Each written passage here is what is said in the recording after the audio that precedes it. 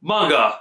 We're going to be talking about 5 mangas today that I think are underrated, especially now in 2025 that don't get talked about enough and that you should give a read. So these are my top 5 choices right now. They will change in the future and we'll make a video maybe in a couple months time and maybe something different. But right now these are the top 5 that I'm going to give you. And if you haven't read them, give them a try because they are absolutely amazing. And I really enjoy them. So let's get straight into it. Number 1.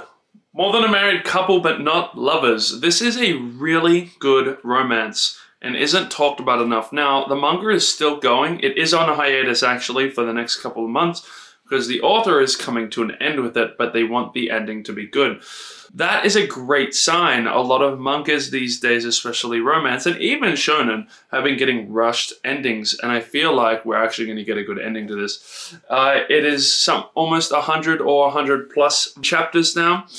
If you want a good romance with a good main character, male, and a good female lead, More Than a Married Couple is great. Now, yes, you can pick it up in Japanese when it comes to physical volumes, or they have just started printing in English if you prefer physical, but you can read online. Great romance, great slice of life, great emotions, great characters, great backstories, and good depth. If you want romance, More Than a Married Couple But Not Lovers is definitely one of the top picks for this list. Go read it and give it a check it out. Number 2, keeping it in the romance section right now. I got a feeling that Nomakumi-san likes me.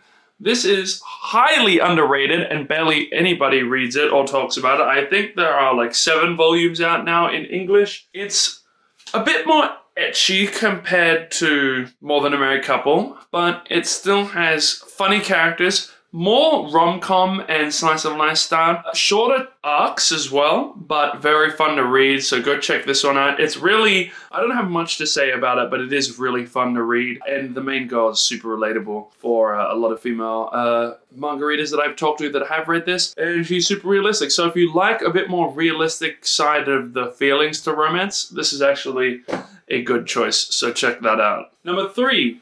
We have Seraph of the End. Now, I think this is the most underrated on it.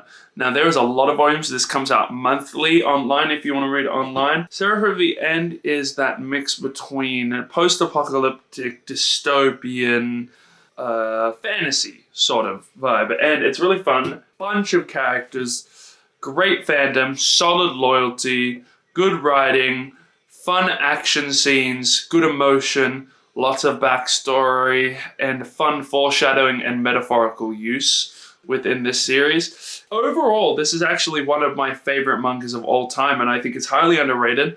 The only reason the anime doesn't have another season is because it came out during Attack on Titan, and Attack on Titan kind of blew up the whole anime sphere at the time, so it got left out in the dust, but it's very fun, very enjoyable. Make sure to check it out. Seraph of the End is by far one of the best underrated mangas ever. Now, you can read in Japanese. They're about 4 volumes ahead, or in English, I think they're up to volume 32, and I think it has almost 200 chapters or so. So check out Seraph of the End. It's very fun. And if you like things like Chainsaw Man, or you like things like that are shonen based, that are a little darker, Seraph of the End is your one.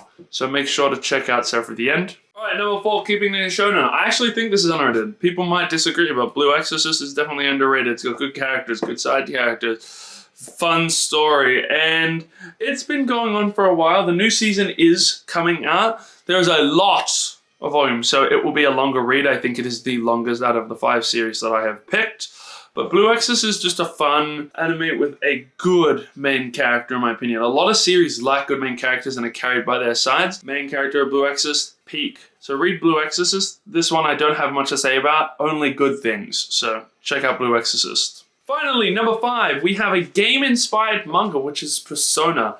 Now, Persona 5's manga is actually really good. Now, they do change things from the game, the anime, and the manga a little bit. I think the manga is one of the better ones, and it's very fun. It's a good read. If you love the game, you'll automatically like the anime. You'll automatically like the manga anyway. If you have played the game and haven't read the manga, just read the manga. It's great.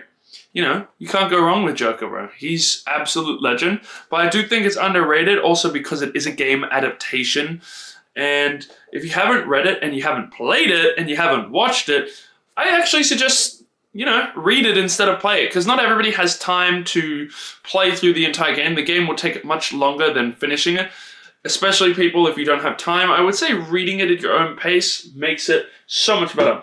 It's highly underrated in my opinion and deserves more love. The game gets a lot of love, but the manga deserves probably equally the same amount of love as the game gets. It's that good. So make sure you check out Persona 5. And then there also is the Persona 5 Royal copies that if you want to read even more on top of that, you can do. Those are special edition, and I think there's only like 4 or 5 volumes of them out now. But there's about 13 volumes, so there's a lot to read still, a lot to catch up on. So make sure you check out Persona 5 as well. Alright, so what have we done? More Than a Married Couple. I have a feeling that Double Company Sound likes me. Seraph of the End, Persona 5, and Blue Exorcist.